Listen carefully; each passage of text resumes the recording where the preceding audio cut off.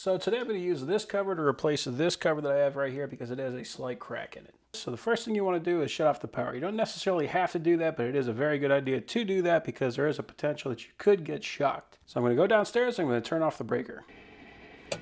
So these two screws are flatheads. They're normally flatheads, so I'm going to use a flathead driver. Now sometimes these can be painted to the wall, so if that is the case, then it's a good idea to grab a razor and just kind of scrape around the outside. That way when you pull this off, it's not going to pull the paint off. And you do want to match the color, so this one is a pure white. And so what you want to do is match the plate up with the switch or the socket that you're replacing. And that's it. Quick and easy, and it looks 10 times better.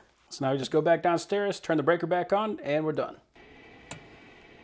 And they do make what's called an oversized wall plate, so you might find that if you take this off that there's some damage underneath it, or maybe when you peel it off, it does peel off some of the paint. So you can get an oversized wall plate that's even bigger than this, and it will just cover up all the damage that's on the sides. So before you order a wall plate, it might be worth it to take these two screws off, pull this off, and see if that's something that you need. Because if you do, then you can get that ready to start.